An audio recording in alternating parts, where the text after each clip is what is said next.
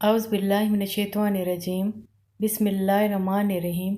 अस्सलामु अलैकुम। 5 वक्त की नमाज की पाबंदी कीजिए। ज़बान पर इस्तग़फ़ार और दरूद शरीफ का विर्द जारी रखा कीजिए सल्लल्लाहु अलैहि व आलिहि वसल्लम। मौजूदा दौर में हसद और ख़ुदगर्ज़ी आम हो चुकी है।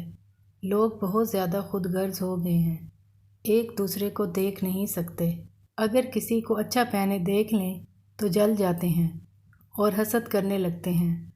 आजकल दोस्ती भी सिर्फ मतलब की रह गई है, मतलब निकलते ही भूल जाते हैं। हज़रत अबू हुरैरा रज़ियल्लाहु ताला अन्हु फरमाते हैं कि रसूल अल्लाह सल्लल्लाहु अलैहि वसल्लम ने इरशाद फरमाया, हसद से बचो, क्योंकि हसद नेकियों को इस तरह खा जाता है जिस तरह आग लकड़ी या खुश घास को खा जाती है। हज़रत अली का फरमान है कि हासिद के लिए बस यही सज़ा काफ़ी है कि जब तुम खुश होते हो तो वो गमगीन हो जाता है। हासिद से या किसी पीछा करने वाले से छुटकारा हासिल करने के लिए, उसके शर से बचने के लिए ये दुआ पढ़ें।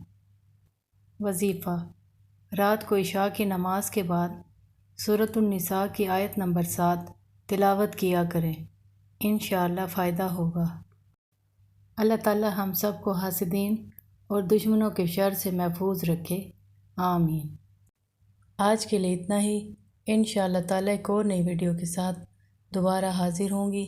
आप इजाज़त चाहूँगी। अल्लाह ताला हम सब का हामी और नासिर हो। अल्लाह हाफ़िज़।